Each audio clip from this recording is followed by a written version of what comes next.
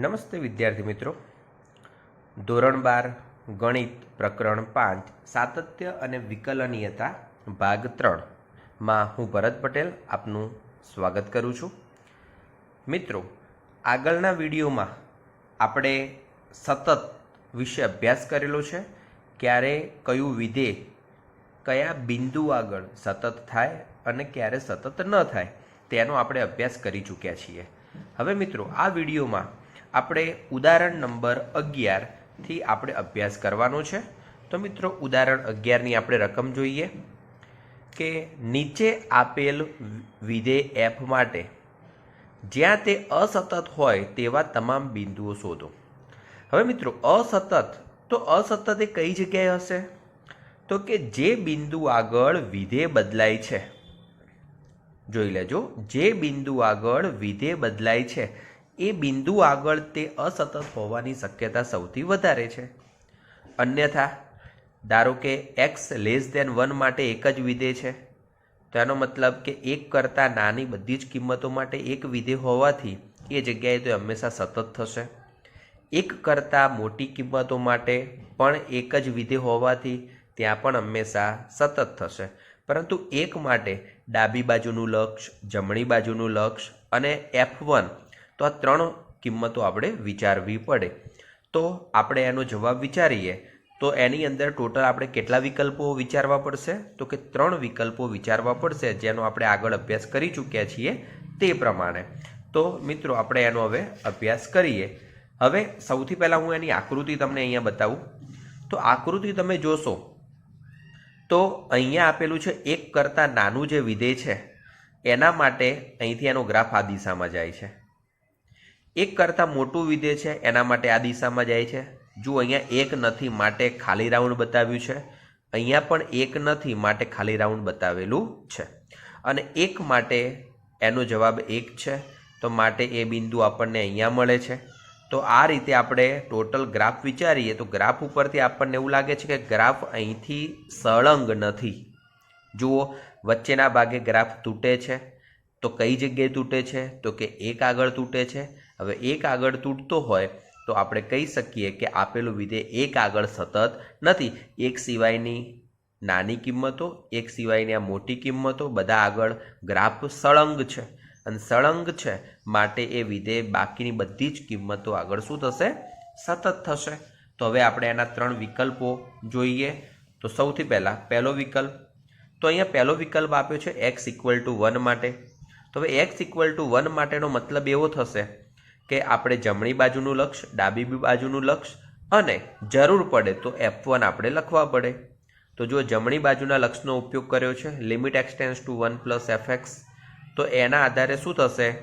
lim(x→1 + x - 2), તો equal to x ની જગ્યાએ આપણે 1 મૂકીએ છીએ, એટલે કે 1 - 2, એનો જવાબ -1 મળ્યો. એવી જ રીતે lim(x→1 - fx), તો lim(x→1 - x + 2) equal to 1 + 2, 1 minus, તો 1 કરતાં નાની કિંમતો, 1 કરતાં નાની કિંમતો માટેનું આપણી પાસે વિધેય છે x + 2. તો એનો આપણે અહીંયા ઉપયોગ કરીએ, x ની જગ્યાએ 1 મૂકીએ તો 1 + 2 = 3. તો આ રીતે આપણને બે કિંમતો જુદી જુદી મળે છે. માટે આ બંને ડાબી બાજુનું અને જમણી બાજુનું લક્ષ જ સરખું નથી, તો પછી f1નો કોઈ વિચાર કરવાનો રહેશે નહીં. અને માટે fx એ x=1 આગળ સતત નથી. ઓકે, તો આ થઈ 1ની વાત વિકલ્પ 1માં. હવે વિકલ્પ 2માં આપણે જો x=c <1 માટે આપણે વિચારીએ. ઓકે, એનો મતલબ કે જે અહીંયા જે છે નાની કિંમતો માટે તે, તો fc તો શું થઈ જવાના? આને આધારે જ તો c + 2 થઈ જવાના છે. ઓકે, ડાયરેક્ટ લખી દીધા છે. હવે lim(x→c fx), તો કેવી કિંમતો c માટેની વાત છે? તો c ની કિંમતો 1 કરતાં નાની હોય એના માટેની વાત છે. બરાબર છે. તો કે x નું મૂલ્ય જેમ જેમ c તરફ જાય છે તેમ તેમ fx તરીકે શું આવશે? x + 2, કારણ કે c 1 કરતાં નાના છે માટે x + 2 વિધેય આવશે. હવે x → c મતલબ x ની જગ્યાએ આપણે c મૂકી દઈએ તો c + 2, તો એનો મતલબ આ પદ અને આ પદ બંને કેવા છે? સરખા છે. તો કે limit x tends to c f x equal to f c થાય છે. માટે શું કહી શકાય કે એફ એક્સ એ x equal to c less than 1 આગળ સતત છે એમ કહી શકાય. હવે મિત્રો આ થઈ વિકલ્પ 2. ચલો એવી રીતે વિકલ્પ 3 તમારે લખવો હોય તો ખાલી શું લખી શકાય? મેં અહીંયા પ્રશ્નાર્થ કર્યું છે, તમારે જાતે વિચારવાનું છે કે x equal to C greater than 1 માટે તમારે વિચારવું પડે. તો ગ્રેટર દેન 1 માટેનું જે ઉપર વિધેય હોય રકમમાં એ લખો, એટલે એના આધારે સીનું મૂલ્ય લખો. પછી અહીંયા limit x tends to c f x આપણે આગળના ઉદાહરણોમાં પણ આ વસ્તુ સમજી ગયેલા છીએ. એવી રીતે આ પદ તો આનું આ જ રીતે આવશે અને પછી એ રીતે અહીંયા વિધેય એફ એક્સ એ x equal to C greater than 1 આગળ સતત છે એમ કહી શકાય. અને આમ 3 વિકલ્પો ઉપરથી આપણે શું કહી શકીએ કે જુઓ 1 આગળ એ સતત નથી, પણ 1 સિવાય સતત છે, લેસ દેન 1 માટે પણ અને ગ્રેટર દેન 1 માટે પણ એ સતત છે. તો માટે એફ એક્સ એ r-1 આગળ સતત છે એવું કહી શકાશે. તો આ છે આપણું ઉદાહરણ નંબર 11. હવે આપણે ઉદાહરણ 12 નો અભ્યાસ કરવાનો છે મિત્રો. ઉદાહરણ નંબર 12. હવે ઉદાહરણ 12 ને તમે રકમ જુઓ અહીંયા. નીચે આપેલ વ્યાખ્યાયિત વિધેય એફ માટે સાતત્યની ચર્ચા કરો. હવે આપણું અહીંયા એફ એક્સ તરીકેનું વિધેય આપ્યું છે. તો તમે જુઓ વિધેય કઈ જગ્યાએ બદલાય છે? 0 આગળ બદલાય છે. એનો મતલબ એવો થયો કે 0 સિવાય એટલે કે 0 કરતાં નાની કિંમત માટે એક વિધેય છે, તો 0 કરતાં નાની કિંમત માટે હંમેશા સતત થશે. 0 કરતાં મોટી કિંમતો માટે પણ એક જ વિધેય છે, તો એના માટે પણ એ હંમેશા સતત થશે. આપણે ફક્ત ને ફક્ત ખાસ 0 આગળ ચકાસવાનું રહેશે, કારણ કે 0 આગળ એ સતત હોય પણ ખરું અથવા ન પણ હોય. તો આપણે એ રીતે અહીંયા જોઈએ તો સૌથી પહેલાં બુકમાં એને શું કર્યું છે કે ધારો કે વિકલ્પ 1 અને વિકલ્પ 2 એટલે કે એકને D1 તરીકે લઈ લીધા છે અને એકને D2 તરીકે લઈ લીધા છે, જે એનો આ પ્રદેશ છે એ. તો હું તમને અહીંયા એમ કહું કે વિકલ્પ 1નો આપણે વિચાર કરીએ કે C બિલોંગ્સ ટુ D1, પણ આપણે એવું કંઈ જ લખવું નથી. આપણે આપણી ભાષામાં જ લખીએ કે x equal to c less than 0. Less than 0 મતલબ અહીંયા જે છે તે, બરાબર. હવે લેસ દેન 0નો આપણે વિચાર કરવાનો છે, તો અહીંયા એને વિકલ્પ 1 કહી દીધો છે, તો કંઈ વાંધો નહીં, આપણે એ રીતે લખીશું. બાકી આગળના દાખલામાં આપણે શું કર્યું હતું તો એક 0 માટે પહેલો વિકલ્પ જે 1 કિંમત હતી તો 1 માટે પહેલો વિકલ્પ વિચાર્યો હતો, પછી 1 કરતાં નાના માટે વિચાર્યો હતો બીજો વિકલ્પ, અને પછી 1 કરતાં મોટા માટે ત્રીજો વિકલ્પ વિચાર્યો હતો. પરંતુ અહીંયા વિકલ્પ 1 આપણો એક્સ લેસ દેન 0 અથવા સી લેસ દેન 0 એનો વિકલ્પ વિચાર્યો છે, તો કંઈ વાંધો નહીં, આપણે એ રીતે કામ કરી શકીએ. તો ચલો limit x tends to c f x. હવે સી લેસ દેન 0 માટેનું આપણું પહેલું વિધેય x+2, તો x+2 લખી દીધા. હવે એક્સની જગ્યાએ સી મૂકવાના છે, તો c+2. ખરેખર c+2 એટલે આપણા માટે એફસી જ કહેવાશે, અને એફસી કહેવાય તો આથી શું કહી શકાય કે વિધેય એફ એ આને અહીંયા D1નો ઉલ્લેખ કર્યો છે, આપણે ત્યાં શું લખી શકીએ D1ની જગ્યાએ આપણે જો લખવું હોય તો આવી રીતે લખી શકાય કે x equal to c less than 0 માં સતત છે અથવા આગળ સતત છે. આપણે આવું પણ લખી શકીએ, આગળ સતત છે. આપણે આ શબ્દ ધારો કે કાઢી દઈએ, બરાબર. તો એફ એ x equal to c less than 0 આગળ સતત છે એમ કહેવાશે. હવે એ જ રીતે વિકલ્પ 2 આપણે વિચારીએ તો વિકલ્પ 2માં જો x equal to C greater than 0 હોય તો limit x tends to c f x. હવે સી ગ્રેટર દેન 0 માટેનું વિધેય તો -x+2, ક્લિયર. તો -c+2 અને ઇક્વલ ટુ એફસી. તો જુઓ શું કહી શકાય છે કે આથી એફ એ x equal to C greater than 0 આગળ આપણે આ કાઢી દઈએ સતત છે એમ કહેવાય. ક્લિયર. તો આ થઈ 0 સિવાયની કિંમતો માટેની વાત. હવે મિત્રો તમે અહીંયા એનો ગ્રાફ ઉપર ખાલી નજર કરો કે 0 આગળ ઓલરેડી કોઈ કિંમત છે જ નહીં, બરાબર. 0 કરતાં નાની કિંમતો માટે છે, 0 કરતાં મોટી કિંમતો માટે ગ્રાફ આપણો સળંગ છે. હવે બંને માટે ગ્રાફ સળંગ હોય બંને આગળ ગ્રાફ સળંગ હોય તો એ બાજુ તો હંમેશા સતત થશે, પરંતુ આ જગ્યાએ તમને કિંમત જ વ્યાખ્યાયિત નથી. હવે કિંમત જ વ્યાખ્યાયિત નથી તો આનો મતલબ શું કહી શકાય કે 0 આગળ તો એ ક્યારેય સતત થવાનું નથી, કારણ કે f0ની કિંમત અહીંયા ઇક્વલ ટુ 0 માટે કોઈ કિંમત તમને આપેલી નથી, તો આપણે એ વિચારી શકીશું નહીં. તો જુઓ મિત્રો, અહીંયા એના કારણે વિકલ્પ 3નો કોઈ જગ્યાએ ઉલ્લેખ પણ આપેલો નથી. તો આપણે એવું કહી શકીએ વિકલ્પ 3માં જો તમારે ઉલ્લેખ કરવો હોય તો કે આ રીતે ઉલ્લેખ થઈ શકશે વિકલ્પ 3 માટે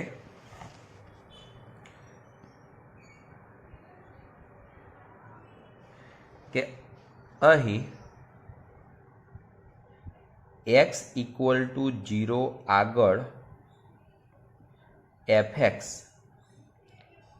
વ્યાખ્યાયિત નથી, અથવા છે જ નહીં ટૂંકમાં, બરાબર. અથવા આવું પણ લખી શકાય કે f0 વ્યાખ્યાયિત નથી, તો માટે fx એ x ઇક્વલ ટુ 0 આગળ સતત નથી.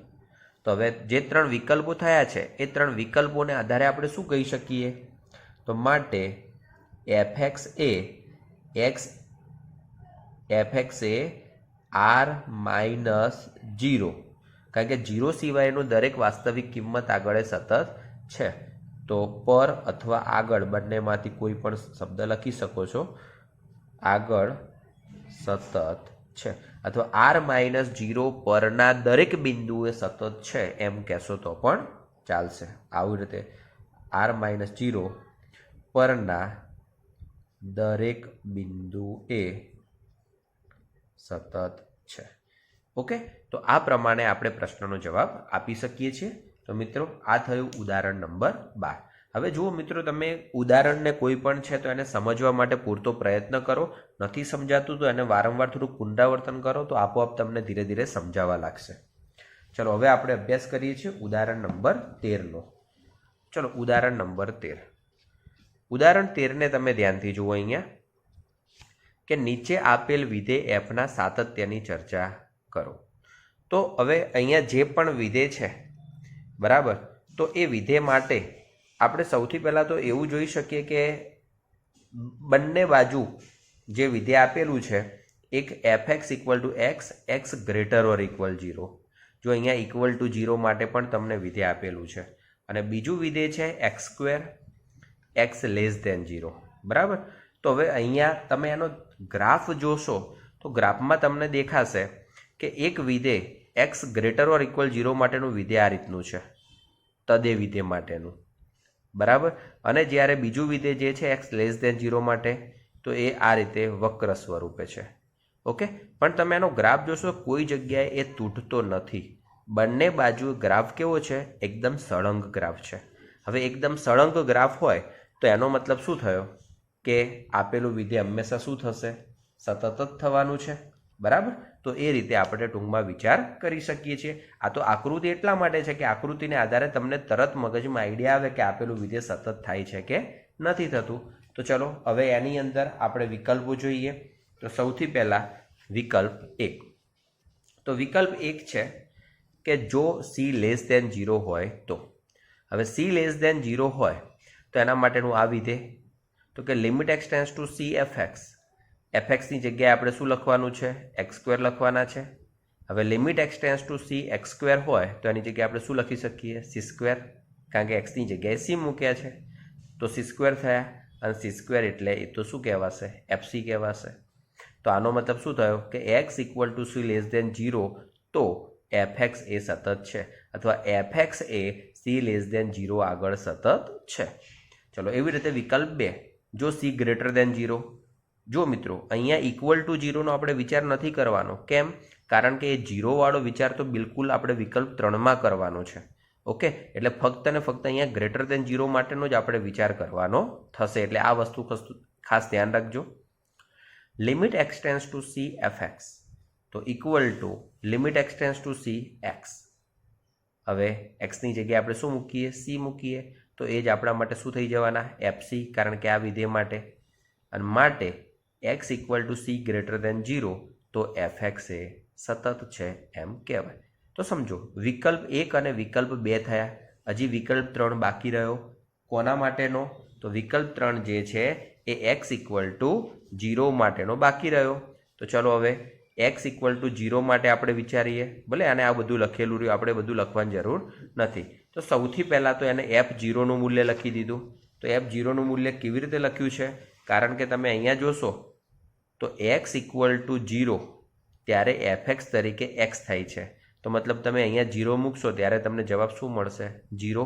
તો પહેલું તો f0 = 0 આપણે નોંધી શકીએ. તો પહેલી લીટીમાં એક આ વસ્તુ તમારે નોંધવાની છે, આટલી, કે અહીં f0 = 0. ચલો હવે એના પછી આ ડાબી બાજુનું લક્ષ એવું આપણે કંઈ લખવાની જરૂર નથી. Limit x → 0 - fx. હવે 0 માઇનસ મતલબ 0 કરતાં નાના માટે કયું વિધેય હતું? તો કે x². હવે xની જગ્યાએ મૂકવાનું તો શું છે? 0. તો કે 0² = 0. ચલો એવી રીતે fનું જમણી બાજુનું લક્ષ તો શું થશે? Limit x → 0 + fx. એટલે આપણે આ જમણી બાજુનું લક્ષ એવું કંઈ લખીશું નહીં, ડાયરેક્ટ જ આ લખીશું. તો = લિમિટ x → 0 પ્લસ હવે જમણી બાજુનું મતલબ x > 0 માટે. તો હવે x > 0 હોય તો એના માટે આપણું વિધેય કયું હતું? x. તો x → 0 + x = 0 એટલે કે xની જગ્યાએ આપણે 0 મૂકીએ છીએ એટલે 0 થશે. તો જુઓ આ કિંમત, એક આ કિંમત અને આ કિંમત, ત્રણે કિંમતો કેવી થઈ? સરખી. તો આનો મતલબ એવો લખી શકાય, આને ડાયરેક્ટ જ ખાલી લિમિટ x → 0 જ લખી દીધું છે. બરાબર. કેમ એને આવું લખી દીધું છે? કારણ કે શું છે, 0+ અને 0- બંને સરખા છે. એનો મતલબ કે તમે ડાયરેક્ટ પણ આટલું લખી શકો છો. એ બંને સરખા છે તો લખી શકાય, સરખા નથી તો આવું ડાયરેક્ટ લખી શકાય નહીં. નહીંતર પછી આપણે આગળના દાખલાઓમાં જોયું છે કે limit x → 0 + fx = limit x → 0 - fx = f0. અને માટે f એ 0 આગળ પણ સતત છે. તો આ થયો ત્રીજો વિકલ્પ. હવે આ 3 વિકલ્પોને આધારે આપણે ખરેખર પ્રશ્નનો જવાબ શું લખી શકીએ? કે માટે આપેલ વિધેય f એ r પર ના પ્રત્યેક બિંદુએ સતત છે. કારણ કે 0 કરતાં નાના માટે સતત છે, 0 કરતાં મોટા માટે પણ સતત છે અને 0 આગળ પણ સતત છે. અને માટે ત્રણેય જગ્યાએ એ સતત છે એવું આપણે કહી શકીએ. અને આથી f સતત વિધેય છે. હવે આપણે ઉદાહરણ number 14.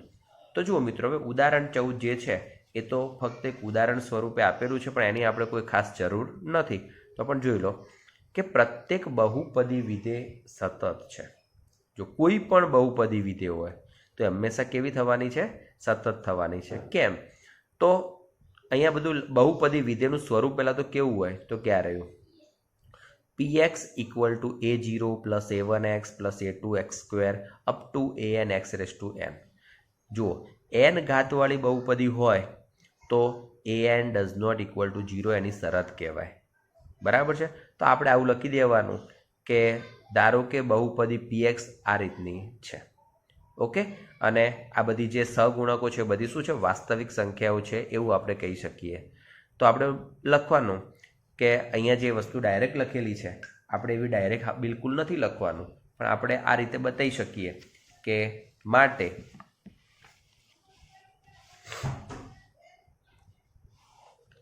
Limit x → c fx = limit x → c fx તરીકે આપણે શું લખશું? a0 + a1x + a2x² up to anx⁻n. આવું આપણે લખી શકવાના. હવે મિત્રો xની જગ્યાએ આપણે શું મૂકીશું? c મૂકીશું.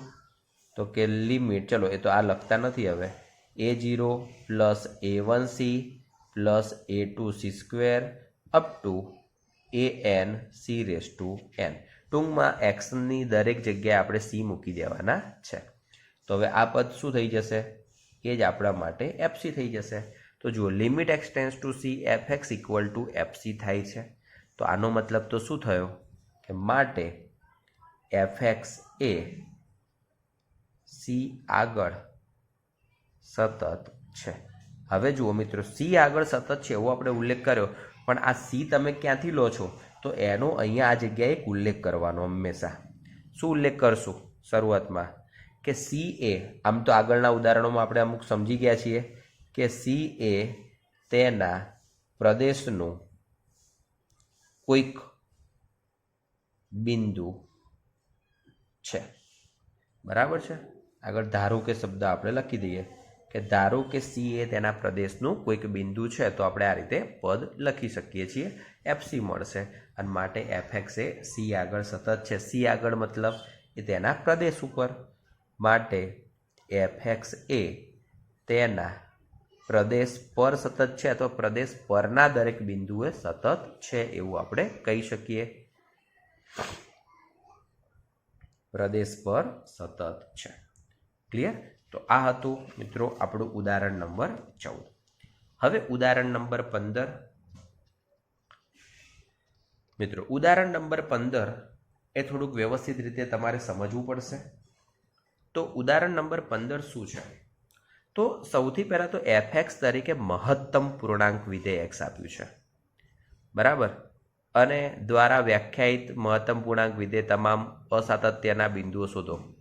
જે જગ્યાએ એ સતત નથી એ જ બિંદુ આપણે શોધવાના છે, બરાબર। હવે અહીંયા નીચે તો મહત્તમ પૂર્ણાંકની વ્યાખ્યા સમજાવેલી છે ખાલી।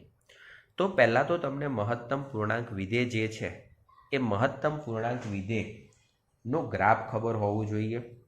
એ ગ્રાફ તમે ધોરણ 11માં વિધેય પ્રકરણમાં શીખ્યા છો, બરાબર। એને ફરીથી એકવાર યાદ કરી લો। જે ગ્રાફ અહીંયા દેખાય જ છે આકૃતિમાં, કે હું 2-3 વસ્તુ સમજાવી દઉં છું ખાલી, કે 0 થી 1 વચ્ચેની કોઈ પણ કિંમતો હોય તો એમનો જવાબ હંમેશા 0 આવશે, અને 0 માટેની કિંમતનો પણ જવાબ 0 આવે। ચલો, એવી રીતે 1 થી 2 વચ્ચેની કોઈ પણ કિંમતો હોય એક્સ માટેની, તો 1 થી 2 વચ્ચેની કોઈ પણ કિંમતોનો જવાબ હંમેશા કેટલો આવે? 1 આવશે, અને 1 હશે તો પણ 1 આવશે। ચલો, એવી રીતે ક્રમશઃ પગથિયા સ્વરૂપે, બરાબર છે। તો મહત્તમ પૂર્ણાંકમાં ડાબી બાજુએ ઘાટું ટપકું અને જમણી બાજુએ આછું ટપકું આવશે। તો આ રીતનો આપણો ગ્રાફ છે। હવે ગ્રાફ તમે જોઈ શકો છો કે એ જે તે ફક્ત ને ફક્ત એક નાના અંતરાલ પૂરતું સતત છે। નાનો અંતરાલ એટલે કયો? તો કે 0 થી 1 વિચારીએ, યા 1 થી 2 વિચારીએ, 2 થી 3 વિચારીએ, ત્યાં પૂરતો એ ગ્રાફ સતત છે, બીજી કોઈ જગ્યાએ તે સતત નથી। તો આ તો આકૃતિ એ ફક્ત ને ફક્ત સામાન્ય જ્ઞાન માટે છે, બરાબર છે। એને કંઈ પરીક્ષામાં આપણે દોરવાની રહેતી નથી, અને દોરો છો તો ખૂબ સરસ વાત છે, બરાબર। હવે આપણે આને એ સમજવાનું છે કે દરેક પૂર્ણાંક કિંમતો માટે અને પૂર્ણાંક સિવાયની વચ્ચેની કિંમતો માટે, બરાબર છે, શું મળે છે એનો જવાબ એ આપણે વિચારવાનું થાય। તો જુઓ, વિકલ્પ 1નો આપણે વિચાર કરીએ તો મિત્રો વિકલ્પ 1 માટે આપણે એવું લખી શકીએ કે ધારો કે સી પૂર્ણાંક ના હોય। હવે સી પૂર્ણાંક ના હોય એનો આપણે વિચાર કરીએ તો તેવી વાસ્તવિક સંખ્યાઓ, આપણે સી પૂર્ણાંક ના હોય તેવી વાસ્તવિક સંખ્યા છે, બરાબર। એનો મતલબ કે કઈ થઈ? કે તો એ અંતરાલો, વિવૃત અંતરાલો વચ્ચેની કિંમતો માટે થઈ। તો સીની નજીકની તમામ વાસ્તવિક સંખ્યાઓ માટે તેનું મૂલ્ય શું થાય? મહત્તમ પૂર્ણાંક સી। પરંતુ મહત્તમ પૂર્ણાંક સી જે છે, બરાબર, તો એનો અહીંયા ઉલ્લેખ કર્યો છે, હંમેશા એમનો જવાબ કેવો થશે? બરાબર, સી થશે। જોજો, જે ઉલ્લેખ સી પૂર્ણાંક ન હોય ત્યાર માટેની વાત છે, એટલે કે વચ્ચેની કિંમતો માટેની વાત છે। તો સીની નજીકની તમામ વાસ્તવિક સંખ્યાઓ માટે એનું મૂલ્ય હંમેશા કયું થવાનું છે? મહત્તમ પૂર્ણાંક સી થવાનું છે। તો એનો જવાબ આપણને આ રીતે, limit x tends to c f x, એફએક્સની જગ્યાએ મહત્તમ પૂર્ણાંક એક્સ અને ઇક્વલ ટુ મહત્તમ પૂર્ણાંક સી, એટલે કે એફસી અને એફસી ઇક્વલ ટુ મહત્તમ પૂર્ણાંક સી થાય છે। તો આપણે ઇક્વલ ટુ એફસી પણ લખી શકીએ છીએ। તો આથી પૂર્ણાંક ના હોય તેવી તમામ વાસ્તવિક સંખ્યાઓ માટે વિધેય કેવું છે? સતત છે એમ આપણે કહી શકીએ। હવે બીજો વિકલ્પ 2 કે સી એક પૂર્ણાંક છે। હવે સી પૂર્ણાંક હોય, બરાબર છે, તો હવે શું વિચારવાનું છે? તો કે આપણે એવી પૂરતી નાની વાસ્તવિક સંખ્યા આર વિચારીએ, ગ્રેટર દેન 0 શોધી શકીએ કે જેથી સી માઇનસ આર। હવે સી માઇનસ આર મતલબ સમજો, સી કોઈક પૂર્ણાંક છે અને એ પૂર્ણાંકમાંથી તમે એકદમ નાની સંખ્યા બાદ કરો છો, બરાબર. એનો મતલબ એવો થયો કે તમને એક હું ઉદાહરણ આપીને સમજાવું કે ધારો કે આપણે આવું વિચારીએ કે સી તરીકે 3 છે અને આર તરીકે 0.00001 છે, બરાબર છે. તો હવે આનો મતલબ શું થશે? સી માઇનસ આર આપણને શું મળે? 2.9999 મળવાનું છે, બરાબર. હવે 2.9999 મળે છે, આનો મતલબ એવો થયો કે સી માઇનસ આર આનું જો તમે મહત્તમ પૂર્ણાંક વિચારશો તો એનો જવાબ હંમેશા કેટલો મળી જાય? 2 મળે છે. મતલબ સી તરીકે તમે 3 લો છો પણ આર તરીકે આવું લો છો, તો આવું લેવાનો મતલબ એટલે કે સી માઇનસ આરનો મતલબ શું થયો કે કોઈ પણ મહત્તમ પૂર્ણાંક માટે તમે ડાબી બાજુનું લક્ષ્ય લો છો. ધારો કે એમ કહીએ આપણે કે આ કિંમત સંખ્યા રેખા ઉપર 3 છે, બરાબર. તો તમે ડાબી બાજુનું લક્ષ્ય લેવાના, તો એ વખતે તમે જે પણ પદ લેશો એ કેવું હશે? 3થી થોડુંક નાનું હશે. તો 3થી નાની કિંમત માટે એનો જવાબ તો હંમેશા કેવો આવી જશે? 2 આવી જશે, બરાબર. 3થી નજીકની મોટી કિંમત લેશો તો એનો જવાબ તો હંમેશા 3 મળશે. તો આનો મતલબ એવો થયો કે એનું ડાબી બાજુનું લક્ષ્ય અને જમણી બાજુનું લક્ષ્ય સમાન મળતું નથી. એટલા માટે તો જુઓ અહીંયા એ જ વસ્તુ સમજાયું છે કે મહત્તમ પૂર્ણાંક સી માઇનસ આર, તો એનો જવાબ કેટલો થાય છે? C minus 1. જેવી રીતે આપણે ઉદાહરણમાં સમજ્યા કે 3 માટે એનો જવાબ 2 મળે છે, ઓકે. જ્યારે સી પ્લસ આર તો એનો જવાબ સી થશે. એટલે કે મેં કીધું કે જમણી બાજુનું લક્ષ તમે લો છો 3 માટે તો એનો જવાબ હંમેશા 3 જ તમને મળવાનો છે, ઓકે. ઉદાહરણને ફરીથી સમજો, ન સમજાય તો જે મેં ઉદાહરણ તમને આપ્યું છે એના આધારે, ઓકે. તો હવે આનો મતલબ શું થયો કે limit x tends to c minus f x એટલે કે ડાબી બાજુનું લક્ષ, તો એનો જવાબ થયો સી માઇનસ 1. અને જમણી બાજુનું લક્ષ, તો એના માટેનો જવાબ હંમેશા કયો થશે? સી થશે. હવે ડાબી બાજુ અને જમણી બાજુના બંનેના લક્ષ કેવા થયા? સમાન થયા. અને લક્ષ સમાન છે, બરાબર છે. સોરી સમાન ના થયા. હવે સમાન ના થયા તો આપણે લખી શકીએ કે માટે અહીંયા આપણે લખીશું કે માટે limit x tends to c minus f x does not equal to limit x tends to c plus f x. Clear? અને આનો મતલબ કે ડાબી અને જમણી બાજુના લક્ષ જ સમાન નથી, તો માટે શું કહેવાય કે વિધેય પ્રત્યેક પૂર્ણાંક આગળ અસતત છે. પ્રત્યેક પૂર્ણાંક આગળ પછી તમારે આટલું વિધેય લખી દેવાનું છે, ઓકે. અને ઉપર તો આપણે કમ્પ્લીટ વિકલ્પ એક એ પ્રમાણે લખેલો છે. વિકલ્પ 2માં આપણે આ રીતનો ખાસ ઉલ્લેખ કરશું કે સી એક પૂર્ણાંક છે ધારો કે, અને એવી પૂરતી નાની વાસ્તવિક સંખ્યા આર, આટલો ઉલ્લેખ કરી દેજો. ગ્રેટર દેન 0 શોધી શકીએ કે જેથી સી માઇનસ આર. આવું કરવાનું કારણ મેં તમને કહ્યું કે ડાબી બાજુના લક્ષ માટે એમ છે. આવું કરવાનું મતલબ કે જમણી બાજુના લક્ષ માટેની છે વાત છે, અને એમના જવાબ જુદા જુદા મળે છે. અને માટે તો આ રીતે આપણે એને સમજી શકીએ છીએ. તો મિત્રો આજના વિડીયોમાં આપણે આટલું રાખીશું. વિડીયોને ન સમજાય તો ફરીથી રિપીટ કરીને પણ સમજવા પ્રયત્ન કરજો. પરંતુ મિત્રો ટોપિક એકદમ સરળ છે અને પાયાનો ખ્યાલ છે, તો એને ખૂબ સારી રીતે તમે સમજી શકશો.